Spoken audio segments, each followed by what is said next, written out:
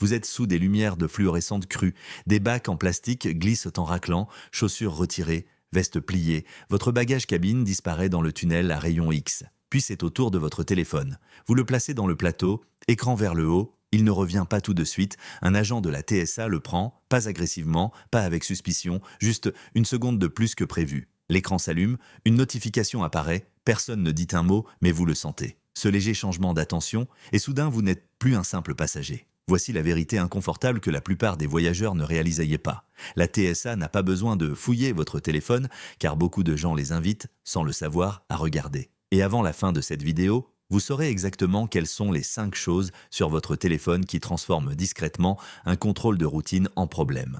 Pendant des années, vous avez entendu la même assurance. La TSA n'est pas une force de l'ordre. Ils ne peuvent pas fouiller votre téléphone. Et techniquement, c'est vrai. Mais les aéroports ne fonctionnent pas uniquement sur des détails techniques. Ils fonctionnent sur le comportement, les signaux de risque et le contexte. La sécurité aujourd'hui ne concerne pas seulement ce qu'il y a dans votre sac. Il s'agit de la façon dont vous bougez, de la façon dont vous réagissez et de ce qui apparaît sans que personne ne le demande. Les téléphones ont changé l'équation. Votre carte d'embarquement y réside. Vos plans de voyage, vos messages professionnels, vos photos, vos notifications et, contrairement à une valise, un téléphone ne reste pas fermé à moins que vous ne le gardiez délibérément ainsi. Au point de contrôle, les agents de la TSA sont formés pour observer les incohérences. Non pas pour fouiller les données, mais pour remarquer ce qui ne correspond pas. Une notification qui clignote, une application laissée ouverte, une réaction qui semble précipitée ou défensive. Vous n'avez pas besoin de faire quelque chose de mal. Mais dans un système conçu pour signaler l'incertitude, des informations supplémentaires, affichées au mauvais moment, deviennent une raison de tout ralentir. Et c'est pourquoi des voyageurs qui ont volé en toute sécurité pendant des décennies se retrouvent soudainement mis à l'écart, confus et se demandant ce qui a changé. Alors, qu'est-ce que la TSA remarque exactement? Décomposons cela.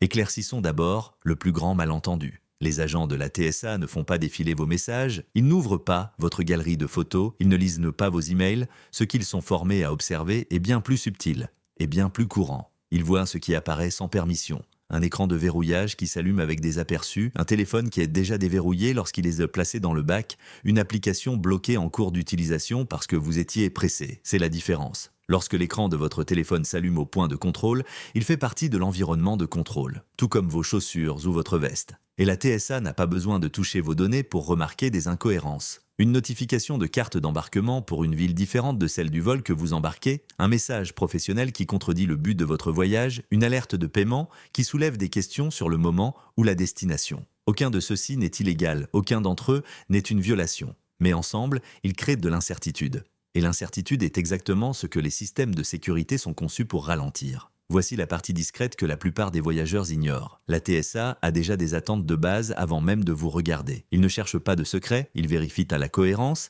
et quand ce qu'ils voient ne correspond pas, même brièvement, le processus change. Donc, si c'est ce que la TSA remarque en premier, la question suivante devient évidente. Et à qu'est-ce qui, exactement, sur votre téléphone, est le plus susceptible de provoquer cette incohérence? Aucun de ces éléments n'est illégal, c'est ce qui les rend dangereux. Ils ne vous causent pas de problèmes parce qu'ils existent. Ils vous causent des problèmes parce qu'ils apparaissent au mauvais moment. Voici les 5 plus courants. Premièrement, les anciennes cartes d'embarquement et les billets expirés. Des captures d'écran de voyages passés, de vols annulés ou de réservations en attente ressurgissent souvent sous forme de notifications. Lorsqu'un écran s'allume affichant une destination différente de celle pour laquelle vous embarquez, cela crée de la confusion, même s'il y a une explication simple. Deuxièmement, les messages ou contrats liés au travail, des SMS concernant des emplois à court terme, du conseil ou qui commence la semaine prochaine, peuvent contredire ce que vous avez déclaré verbalement à propos de votre voyage. Un simple aperçu peut transformer un contrôle de routine en question de suivi. Troisièmement, les photos d'équipements, d'outils ou d'appareils. Les batteries externes, les drones, les piles ou l'équipement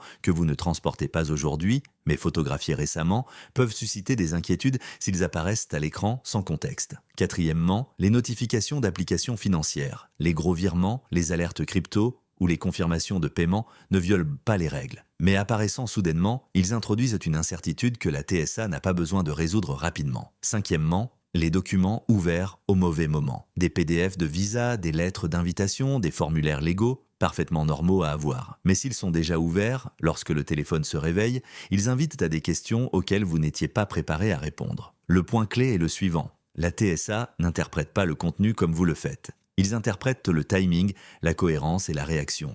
Et cela nous amène à la partie dont presque personne ne parle. Parce que parfois, la TSA n'a même pas besoin de regarder votre écran du tout. La plupart des voyageurs ne réalisent jamais le moment où cela se produit. Personne ne demande votre téléphone, personne n'exige votre mot de passe, et pourtant, l'accès est donné. Cela se produit de 3 manières petites et familières. Premièrement, placez votre téléphone déverrouillé dans le bac, vous êtes pressé. Chaussures retirées, ceinture enlevée, votre écran est toujours allumé suite à votre carte d'embarquement ou à la vérification d'une application. À partir de ce moment, tout ce qui apparaît n'est pas privé, c'est visible. Deuxièmement, déverrouillez votre téléphone trop rapidement lorsqu'on vous le demande. Une simple question comme « Est-ce votre appareil ?» semble inoffensive. Alors, vous allumez l'écran, vous balayez et ce faisant, les notifications, les aperçus et les applications apparaissent d'eux-mêmes. Troisièmement, expliquez au lieu de répondre lorsque quelque chose d'inattendu apparaît. De nombreux voyageurs disent instinctivement « Laissez-moi vous montrer » ou « C'est d'un autre voyage ». C'est l'erreur. Les explications attirent l'attention, les démonstrations invitent à l'observation. Et les agents de la TSA n'ont pas besoin de discuter avec vous. Ils ralentissent simplement le processus.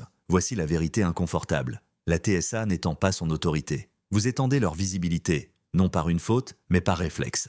Et une fois que cette visibilité existe, vous ne pouvez pas la reprendre. Alors, que se passe-t-il ensuite ? C'est là que la préparation fait la différence entre un retard de 30 secondes et une longue marche vers un contrôle secondaire. 2 passagers se tiennent dans la même file de la TSA. Même aéroport, même vol, même destination. L'un place son téléphone dans le bac, écran éteint, notification silencieuse, ils répondent aux questions brièvement. Calmement, leurs affaires passent, intactes. Ils sont partis en quelques secondes. L'autre passager ne fait rien de mal, mais son téléphone s'allume. Un message apparaît, ils réagissent, expliquant, gesticulant, remplissant le silence. Et soudain, le temps s'étire. On leur demande de s'écarter. Un superviseur arrive. Les chaussures sont à nouveau retirées. Les sacs s'ouvrent à nouveau. Rien d'illégal n'est trouvé. Rien de dramatique ne se passe, mais le coup est réel. Annonce d'embarquement manqué. Stress qui vous suit dans l'avion. Correspondance, raccourcis ou perdue, ce sentiment persistant d'être observé, même si vous n'avez rien fait de mal. Il ne s'agit pas de culpabilité, il s'agit du contrôle de l'information. Les aéroports ne punissent pas les erreurs, ils réagissent à l'incertitude. Et les voyageurs qui ne gèrent pas ce qui apparaît, et quand, en créent involontairement davantage. La bonne nouvelle est la suivante, l'incertitude est évitable, et dans la partie suivante, vous verrez comment quelques ajustements discrets peuvent tout changer. La préparation ne signifie pas la peur, elle signifie réduire les frictions avant qu'elles n'apparaissent. Commencez par votre téléphone. Avant de quitter la maison, activez le mode concentration ou le mode avion pour les notifications, désactivez les aperçus sur l'écran de verrouillage, fermez complètement les applications financières, professionnelles et de voyage, ne les minimisez pas seulement. Utilisez un écran de verrouillage neutre, pas de message, pas d'alerte, pas de contexte. Au point de contrôle, placez votre téléphone dans le bac, écran vers le bas et verrouillez. Si on vous pose une question, répondez-y. Ne racontez pas votre vie. Des réponses courtes réduisent l'attention, des pauses calmes réduisent la suspicion. Pour les voyageurs plus âgés, cela compte encore plus. On suppose souvent que vous êtes coopératif, ce qui signifie que vous êtes plus susceptible de déverrouiller sans hésitation. Au lieu de cela, prenez une profonde respiration, demandez des éclaircissements si nécessaire. Il n'y a aucune règle vous obligeant à précipiter votre réponse. À l'avenir, le contrôle s'appuiera moins sur les fouilles et davantage sur la cohérence comportementale. La technologie n'aura pas besoin d'accéder à vos données, seulement à des signaux. Ceux qui comprennent cela ne se sentiront pas anxieux, ils se sentiront préparés. Parce que le but n'est pas de se cacher, c'est de contrôler le timing.